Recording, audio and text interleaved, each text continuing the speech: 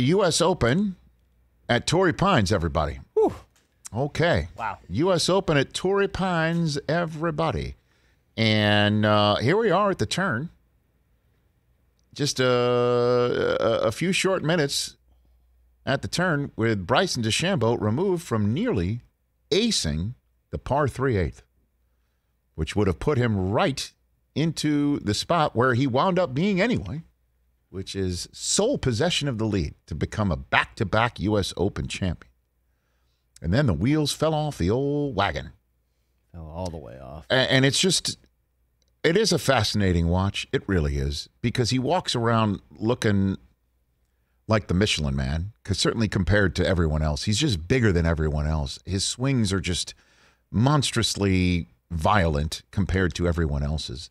And then he has the approach, hit it as far as you can, and get it as close to the green as you can. And it doesn't matter what your lie is. Yep. He'll just make the shot based on his acumen, whether it's his brain or the math or the physics or the science or whatever he does. He'll just make the shot to get it on the green. And remarkably, he went 30 straight holes without a bogey in this tournament.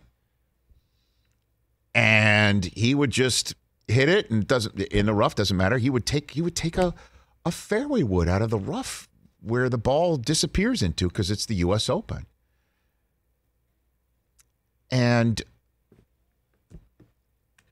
just when you think he could do it again, this approach rears its head as unsustainable. That there is, in fact, a premium in putting it in the short stuff.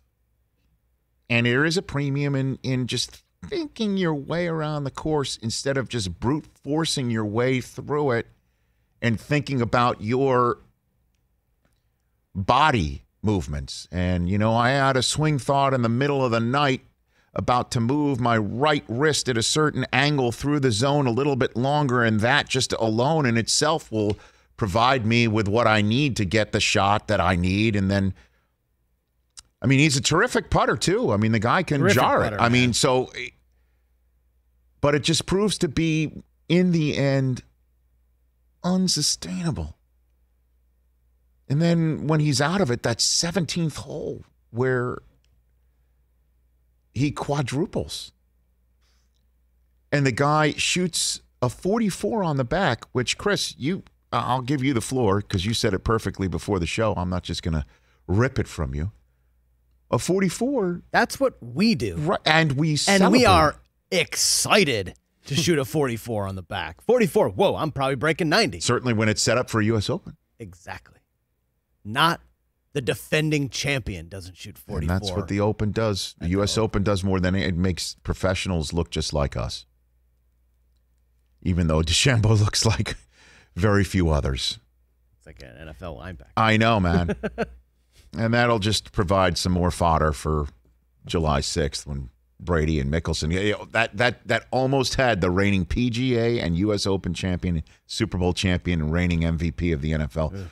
I mean, it's not like, DeChambeau's going to make it any less of a star power event, but it'll be fun and so on and so forth. But I do want to give, obviously, some run to the man who started birdie and finished birdie yesterday.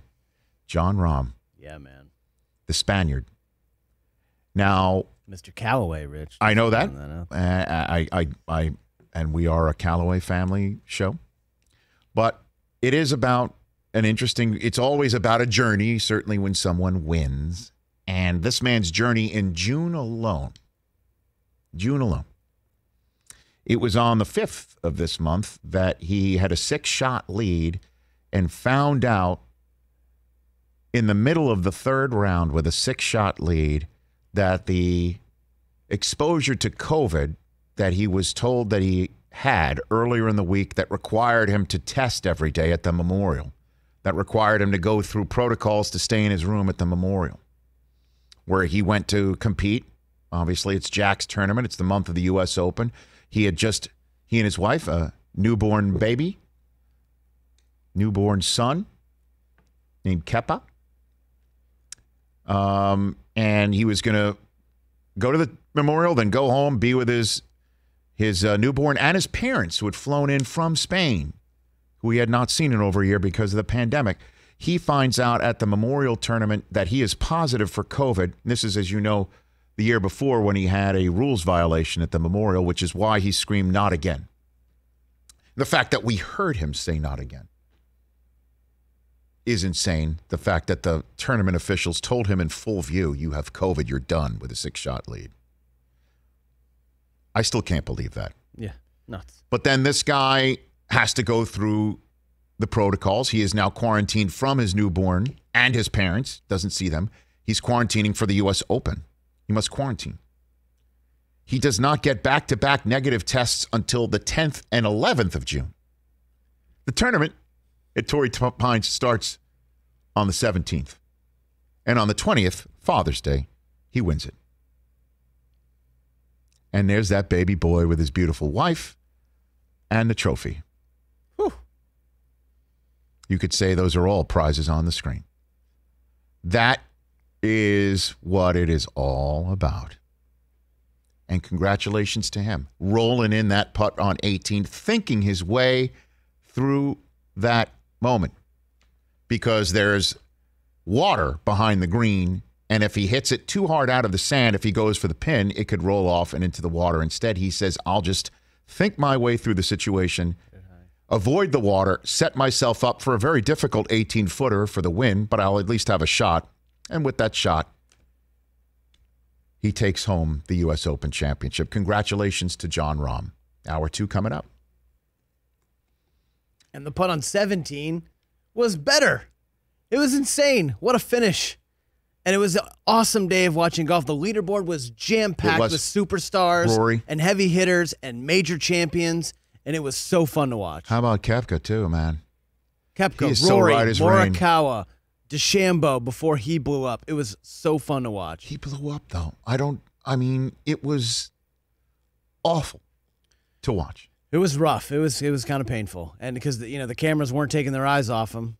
Well, the minute that he doubled, the and cameras, he disappeared until, hey, this just happened moments ago on 17, and the ball goes all over the place. Yeah.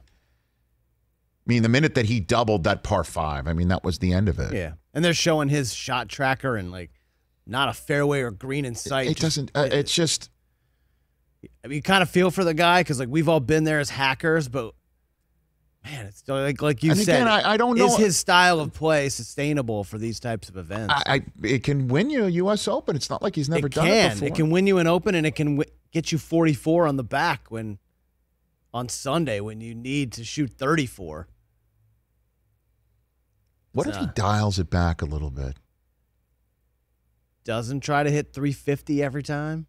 I don't know. Is that what does it? Is that literally what does it? That the process of hitting 350 every time is what causes him to miss a fairway? Because guys who do what we're talking about still miss the fairway. Oosthuizen was missing fairways. Everyone was missing fairways. Where all you got to do is hit it in the middle of the fairway. I know. He's just laying up. He laid up instead of laying.